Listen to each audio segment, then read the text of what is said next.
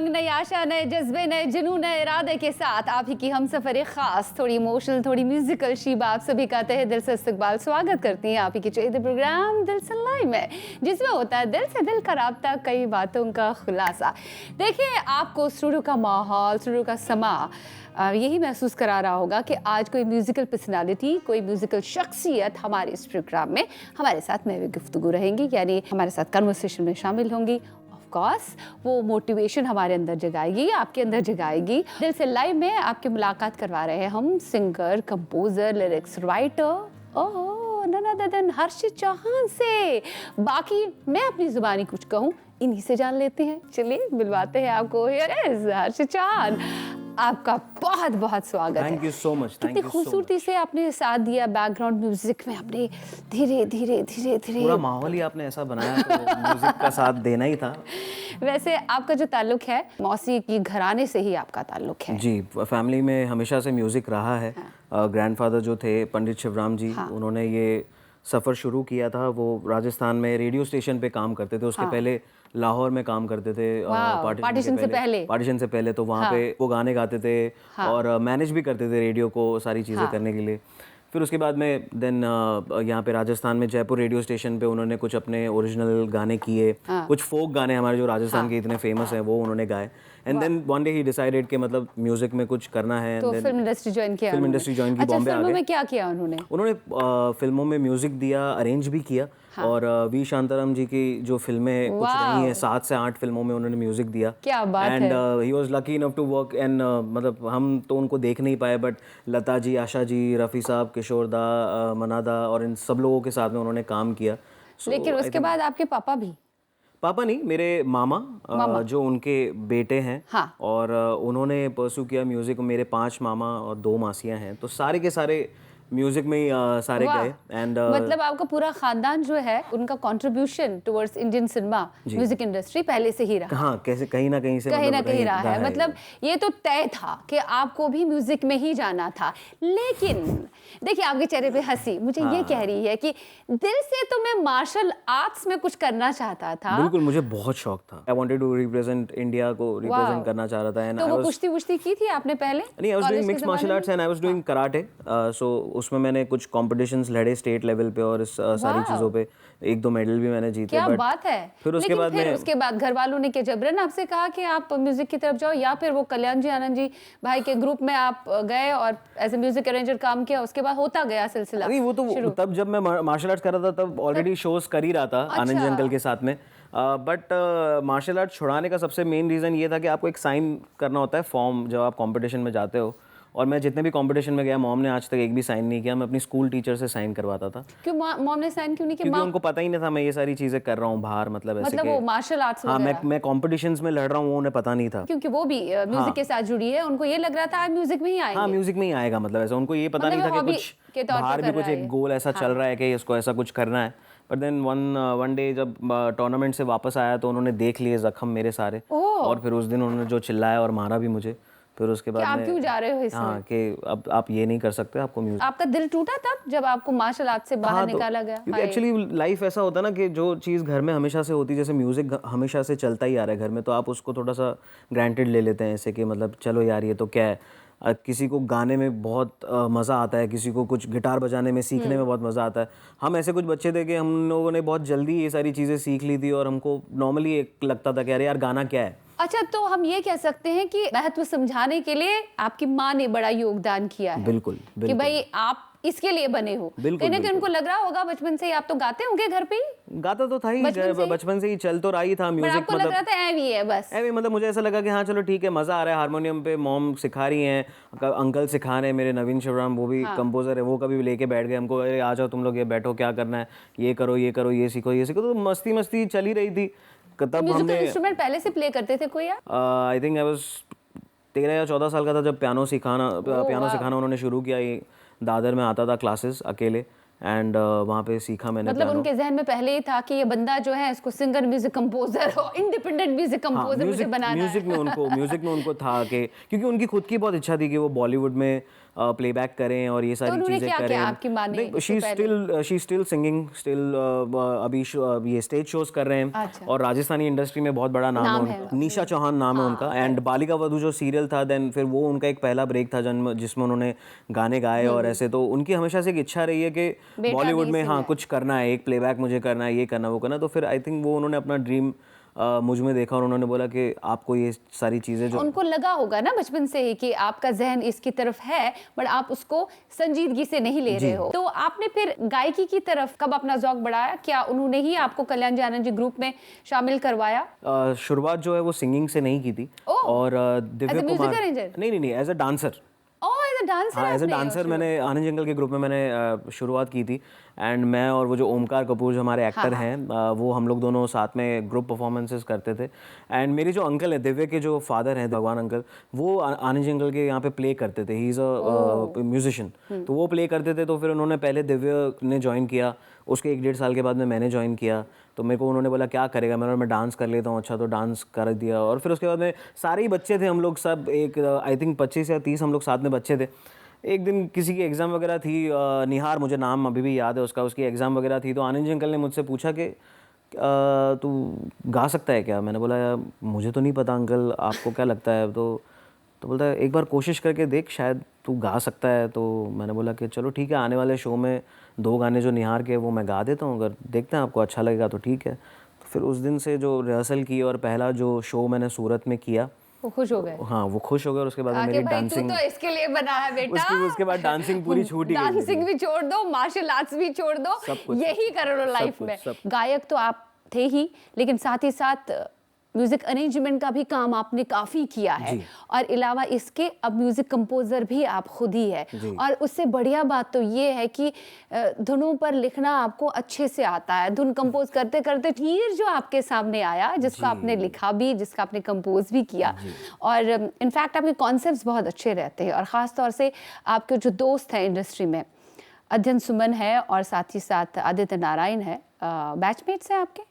Batchmates नहीं, मतलब मेरे से सीनियर ही रहे हैं हमेशा। सीनियर ही रहे हैं। बट ऐसा था कि हम लोग दोनों डिफरेंट कॉलेज में भी थे। उन्होंने आपका मनोबल बढ़ाया है लगता है ज्यादा। जी, कंपोजिंग में आई थिंक अध्ययन ने और आदित्य दोनों ने। और फीचर भी हुए आपके गानों फीचर में। भी हुए गाने में। और सबसे पहला गाना आदित्य के साथ में किया, फिर अध्ययन के साथ में जिंदगी किया, फिर अध्ययन के साथ में सारे अनुछड़िया किया। सो ये एक कुछ और big ऐसे, hits, हाँ singles। कुछ ऐसे दोस्त थे मेरे जो मतलब जो सब, आदित्य हमेशा से पहले से ऐसा रही है कि उसको सपोर्ट बहुत उसका ऐसा रहता है कि नहीं यार तू कुछ कर, ये कर, वो कर। तो ऐसे कुछ लोग मेरे जर्नी में मिलते गए, सच्चे दोस्त मिलते गए। क्योंकि आदित्य नारायण खुद भी मल्टीफेसिटेड पर्सनालिटी है, वो भी मल्टी टैलेंटेड है, आप भी मल्टी टैलेंटेड है। और दूसरा अध्ययन सुमन, वो भी मल्टी टैलेंटेड है। हमें पता नहीं था वो इतना अच्छा गाते हैं। आपने उन्हें अपनी कंपोजिशंस में गवाया भी है। जी, क्या बात है। वो एक टाइम ऐसा था जब थोड़ा डिप्रेशन में थे, थोड़े डिप्रेशन में थे। ही वाज नॉट, मतलब एक अच्छा वो नहीं चल रहा था, दौर नहीं चल रहा था, ही वाज डाउन। तो अध्ययन को एक वो मिला हुआ है चीज़ के एक्टिंग के अलावा जब उन्होंने गाने कुछ मुझे सुनाए तो मैंने बोला यार आपकी आवाज़ तो बहुत अच्छी है। तो तब मेरे पास में ये कंपोजिंग का एक टैलेंट था, बट मेरे पास में रिसोर्सेज नहीं थे। And he was looking for someone जिनके गाने वो गा सके, क्योंकि वो खुद कंपोज नहीं कर सकते थे। तो आई थिंक वो हमारा एक सफर बन गया। वहाँ से मतलब आपका सफर शुरू होता गया और फिर अभी तक जारी है। बहुत अच्छे दोस्त आपको मिले। तो चलिए, अभी तो बातें हो गई, अब हीर तो हो जाए, वो बीच में ही रह गया। बिल्कुल। प्यार दा रोग जे लगया और कुछ समझ ना आवे, गल मेरी सुन ले आज तू। प्यार दा रोग जे लगया और कुछ समझ ना आवे, गल मेरी सुन ले आज तू। इश्क मेरा है तेरे लिए ही बनिया, मेरी दिल जावे ले जाएगी तू। एक मेरी हीर हाँ तू, मेरी पीर हाँ तू, तेरे बिन जी ना सका, मेरी जान है तू। एक मेरी हीर हाँ तू, मेरी पीर हाँ तू, तेरे बिन जी ना सका, मेरी जान है तू। वाह वाह वाह वाह, बहुत खूब। अब कितना अच्छा गाते हैं। थैंक यू लेकिन मैं तो यहाँ हैरान हूँ, अध्ययन सुमन ने कैसे आपके कंपोज किए हुए गाने गाए, तब आपको ये तो नहीं लगा कि ये गाना मुझे ही गाना चाहिए, लेकिन वो दोस्त है, चलो उसे डिप्रेशन से बाहर निकालना है, उसी से गवाओ। नहीं मुझे तो ऐसा लग रहा है। तो मैंने कभी भी अपने आप को एज अ सिंगर ज़्यादा प्रमोट किया नहीं वैसे, मेरे As a musician as a musician, as a arranger, as a composer. So जब अध्ययन और मैं गाने बना रहे थे, जब उन्होंने मेरे कुछ गाने सुने, आई थिंक ही इज़ मतलब उनको म्यूज़िक का बहुत कमाल सेंस है और उनको पता है कि क्या चीज़ अच्छी है, क्या मतलब चीज़ कहीं ना बुरी कहीं है। आपको लगता है अदन सुमन ने एक्टिंग करके ज्यादा गलती की? गलती तो नहीं कह सकते, वो तो उसकी म्यूजिक में ही जाना वो चाहिए उसका हमेशा से फर्स्ट लव है, वो अभी भी उसका फर्स्ट लव है, and he is doing it, अभी भी कर ही रहे हैं। आश्रम वगैरह ये सारी सीरीज वगैरह वो सारी कर ही रहे हैं, तो he is back again. But I think music एक ऐसा है ना कि मतलब उन्होंने कभी ऐसे सोचा नहीं होगा, उन्होंने फादर अपने देखा होगा, उन्होंने बोला होगा कि मुझे एक्टर बनना है, बट एक म्यूजिक के एक अंदर एक हिडन टैलेंट था उनके अंदर। मतलब उसकी दादागिरी है मेरे ऊपर पूरी, ऐसे कि कोई गाना अगर मैं उसको सुना दूं कि यार अध्ययन मैंने कुछ ये बनाया, एक बार सुन ले, और सुना दिया, और अगर उसको अच्छा लगे तो लाइक ये मेरा है, ये मेरा है। मतलब मैं इसमें फीचर होना चाहता हूँ, गाना भी चाहता हूँ। गाना भी चाहता हूँ मैं, मतलब ये कमाल गाना है मेरा आपके है। ऊपर। और उसमें ऐसा कुछ नहीं है कि पैसा कितना, ये वो कुछ नहीं, वो एक अंडरस्टूड वाली बात है कि भाई ये मेरा गाना है, खत्म हो गई बात। आपको क्या लगता है कि as an independent music composer ज्यादा फायदे हैं? हाँ, दिक्कतें बहुत है, तो वहां तक का सफर कोई सिंगर कैसे पूरा कर सकता पहले एक सपना होता था सब लोगों का कि बॉलीवुड में म्यूज़िक करना है।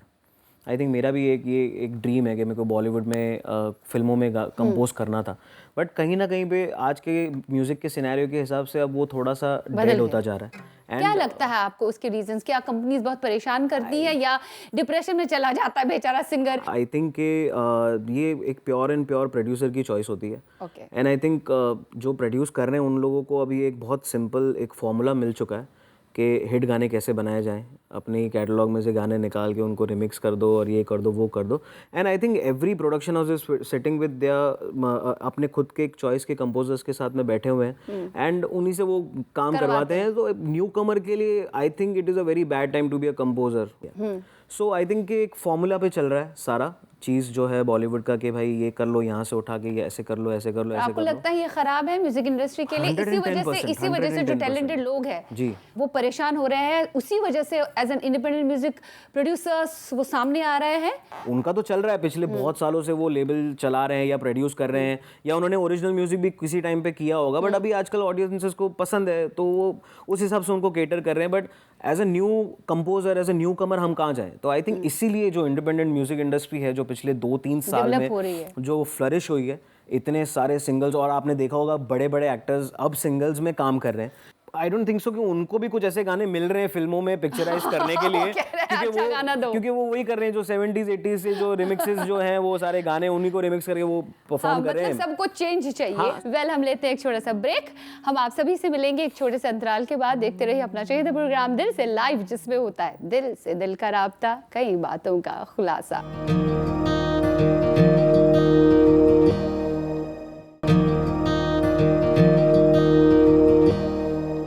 Welcome to you all after the short break. आज हमारे दिल से लाइव में जो गुफ्तगू के साथ हमारे साथ तैयार है independent music artist none other than Harshit Chauhan. चलिए कुछ और दिल से बातें करते हैं इनसे। एज ए म्यूजिक प्रोड्यूसर भी आप यही कोशिश करते हैं कि कहीं ना कहीं वो लाइव ऑर्केस्ट्रेशन का ही फील आ जाए, कि कहीं आपको लगता है कि उस चीज़ की भी बहुत ज़रूरत है? भले हम वेस्टर्न इन्फ्लुएंस ज़्यादा है म्यूज़िक में, लेकिन साथ साथ इसके वो पुराना दौर भी, वो जो खालिस बात थी वो भी साथ साथ में अगर म्यूजिक कंपोजर सामने लाता है तो ज़्यादा अच्छा है। पर्सनली मेरी बात करूं तो I am a little old school. मुझे, क्योंकि मैंने बचपन में जब रिकॉर्डिंग्स में जाते थे तो बबलू दा और इनको गाने अरेंज करते हुए देखा है, जतिन ललित सर के इनके गाने, तो हमने हमेशा वही देखा है, 30 वायलिन्स 50 वायलिन्स, और लक्ष्मीकांत प्यारेलाल जी जब गाने अरेंज करते थे तो सारी चीज़ें लाइव होती थी और everybody was working at that time. After ये जो कंप्यूटर अभी जो आ गए हैं, जो मैं भी करता हूँ, वो करना पड़ता है क्योंकि आपके पास कोई ऑप्शन नहीं है। तो जब मैंने बोला कि जब मैं खुद कुछ ऐसी कोई चीज़ कर रहा हूँ, देन मतलब मुझे उसमें फिर कोई रोक टोक नहीं होनी चाहिए, and I should do it, I should take it forward, I should make an example out of it. जो मैंने ओजी स्टूडियो में किया, दैट इज लाइक सारी चीज़ें मैंने, जो अगर ड्रम्स हैं तो ड्रम्स में प्रोग्राम भी कर सकता था, बट मेरे ड्रमर आए, उन्होंने सारे गाने बजाए, जिसकी अगर मैं कर लेता तो ज़्यादा डिफरेंस नहीं, पब्लिक नहीं बता सकती थी कि ये लाइव है या वैसा है, बट जिनको म्यूजिकली पता है कि ये चीज़ें कैसे वर्क करती हैं, वो सुन के बोलते हैं कि नहीं यार ये बहुत कमाल है। तो ये कॉन्सेप्ट जो ओजी स्टूडियोज के साथ आपका, तो ये इसी वजह से सामने आया कि भाई मुझे नया देना है, साथ ही साथ वो पुराना फ्लेवर जो है वो भी साथ में रखना है और म्यूजिशियंस को लाइव परफॉर्म कराना है, ये भी जहन में था। सलमान अली से आपने गवाया जी, और प्रतिभा बाघेल से आपने गवाया, बहुत ही खूब। कैसे किया आपने ये और किस तरीके से लोग आपके साथ जुड़ते गए? बेसिकली जब ओजी स्टूडियो के गाने जब मैंने कंपोज किए, मेरा ऐसा कोई प्लान नहीं था कि मुझे ओजी स्टूडियो करना है। I just wanted to create some original compositions, और ये मैंने किया था लॉकडाउन में। जब लॉकडाउन लगा था उसके नेक्स्ट मंथ पे मैंने और जो अविनाश चौहान जो लिरिसिस्ट हैं ओजी स्टूडियो के, एंड अविनाश चौहान आपके घर के जी मेरे ब्रदर इन लॉ हैं। और आपने इसमें मुझे लगता है अपने सारे घर के सदस्यों को यूज किया है। जी, वो चलो आ जाओ, उसी हिसाब से सारा करना पड़ा मुझे, क्योंकि एक कंस्ट्रेंट था मेरे पास में भी, तो जो जितने रिसोर्सेज मैं अपने खुद के यूज़ कर सकता था मैंने किए। सो लॉकडाउन में गाने बनाए, एंड मेरा सिर्फ फोकस ये था कि मुझे ओरिजिनल कॉम्पोजिशंस बनानी है। मेरा ऐसा नहीं था कि कोई ऐसा ओजी स्टूडियो जैसा कॉन्सेप्ट करना है। जब ओरिजिनल कॉम्पोजिशंस बनाई तो फिर धीरे धीरे दिमाग में एक जहन में कुछ एक ऐसा आया कि चलो एक काम करते हैं, अपने फ्रेंड्स लोगों को अप्रोच करते हैं, उनको भेजते हैं ये गाने और देखते हैं कि वो लोग क्या बोलते हैं। अगर अच्छे गाने हैं, अगर वो लोग गाने के लिए रेडी हो जाएं, तो मैं तो वैसे भी ऑडियो ही रिलीज़ करने वाला था इसका। देन तो मेरे फिर दिमाग में जहन में ये आया कि अगर एक इंडिपेंडेंट आर्टिस्ट को अपने गाने ओरिजिनली कंपोज किए हुए अगर कहीं पे शोकेस करने हैं तो क्या ऐसा प्लेटफॉर्म बनाया जा सकता है। तो देन ये एक नाम एक जहन में आया, ओजी स्टूडियोज़ डिस्कवर ओरिजिनल म्यूज़िक। और इसका नाम ओजी स्टूडियो इसलिए रखा है क्योंकि आप जितने भी गाने ये सुनेंगे सारे स्क्रैच से कंपोज किए हुए original. So I think this is a platform जहाँ पे मेरे बाद में भी, अगर मैं अभी सेकेंड सीजन मैं करने वाला हूँ, देन सेकेंड सीजन में के बाद में अगर लेबल को लगता है कि कोई नया कंपोजर आना चाहिए जो नया न्यू कमर है, तो ये सीरीज आगे बढ़ती जानी चाहिए, and you know new commerce को एक चांस मिलना चाहिए।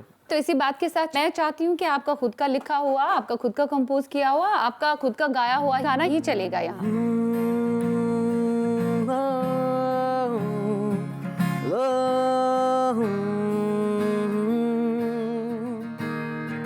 रब दी मेहर तू तुझ जैसा को ना मुंडा मैं शहर दा, पर कैन तेरे कहर दा, मेरे लिए तू है बन गई मेरी खुदाई, दिल विच आके एक लहर उठाई, लोग कहने मैंने तू है एक नजरों का धोखा, फर्क ना पैंदा क्योंकि मैं सारे आनू छड़िया सारे आनू छड़िया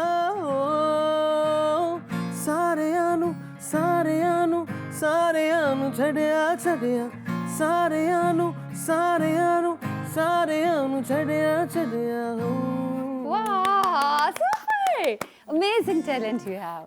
देखिए मुझे ये बताएं, आप इमोशनल सबसे ज्यादा कब होते हैं या अभी तक हुए हैं, और वो इमोशंस में आकर आपने कोई ऐसी ट्यून्स बनाई है और आपने कहा कि यार क्या बात है यार, दिल को चोट लगनी कितनी अच्छी है, इतनी अच्छी धुन क्रिएट हुई। ये तो अक्सर आर्टिस्ट के साथ हुआ है ना, आपके साथ भी हुआ होगा? अक्सर होता है आर्टिस्ट के साथ। किस धुन के साथ जो आपने कंपोज की और इसके साथ ऐसा हुआ, मतलब कोई इंसिडेंट जुड़ा था कि भाई बन गया, और ऐसे बन गया कि आपके जहन में ही नहीं था कि इतनी अच्छी धुन आएगी सामने, कि आपके जितने भी सिंगल्स मैंने देखे हैं ना, एक से बढ़कर एक है।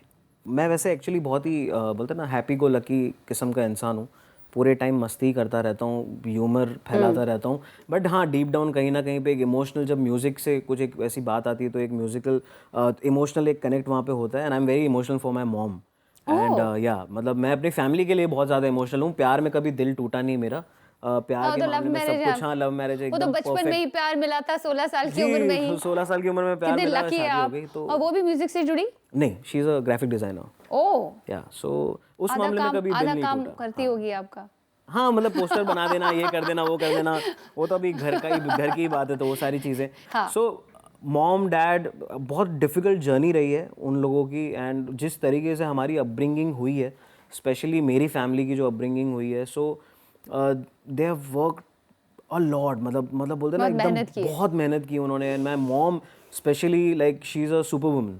लवली। लेकिन मैं बहुत खुश हूँ इस बात से कि आपने अपनी माँ का सपना जो है वो पूरा किया। फाइनली आपका ही अब सपना है, और कहीं ना कहीं आपको अब फख्र महसूस होता होगा कि माँ जो कहती थी वो सही था।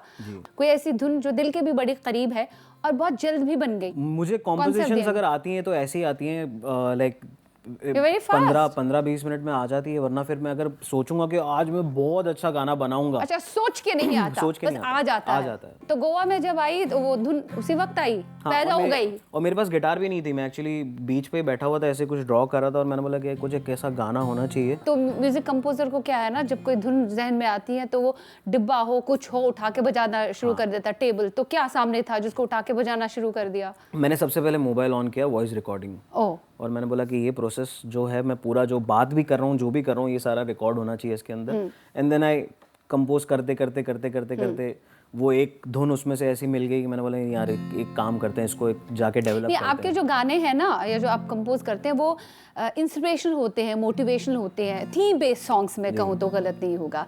जैसे कभी मेंटल इलनेस को सामने लाया, कभी कुछ ऐसी चीजें कि भाई वेकअप सिडकी तरह का कॉन्सेप्ट आपका रंग जाए जो गाना, रंग जाए जो गाना। हमने किया। पर्सनल फेवरेट कौन है जो कभी कभार जब आप खामोशी इख्तियार कर लेते हैं, तन्हाई में होते हैं, तो वो धुन आप बजा ही लेते हैं, मतलब अपने लिए?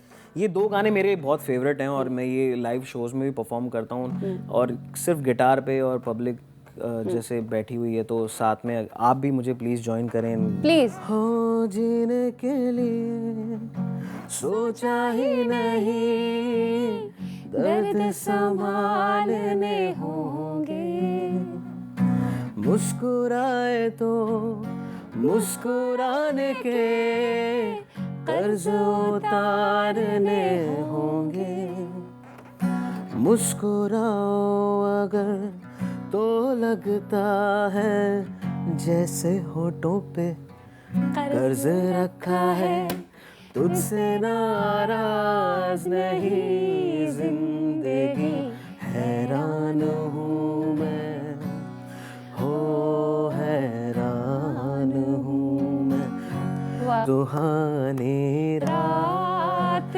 ढल चुकी, ना जाने तुम कब आओगे, सुहानी रात ढल चुकी, ना जाने तुम कब आओगे। वाह, बहुत जल्द बहुत सारी चीजें आने वाली हैं आपकी लाइफ में।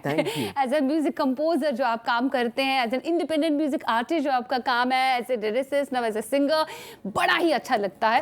और इसी तरह से लोगों का मनोबल बढ़ाते जाइए और उनके लिए इंस्पिरेशन का काम करें। Thanks a lot, you are doing wonderful job. I wish you all the best in your life. Thank you so much, very much, thank you so much. मैं उम्मीद करती हूँ आपको आज का दिल से लाइव बेहद पसंद आ गया होगा हर्षित चौहान के साथ। इन्होंने आपको बताया कि भाई जिंदगी बहुत सारे सवालात आपसे पूछती है, उनका जवाब आपको खुद ही तलाशना पड़ता है। जिंदगी हर कदम पर एक नई जंग है, नई मुश्किलात का सामना आपको करना पड़ता है। उन मुश्किलात का सामना आपको अपने जहन को खुराफात से आज़ाद रखकर करना पड़ेगा और अपने हौसले को कभी बस नहीं होने देना है, बस। और पॉजिटिव विचारों के साथ इसी बात पर आज के प्रोग्राम से इजाज़त। You guys take care of yourself, be happy always, क्योंकि मुस्कुराते चेहरे अच्छे लगते हैं।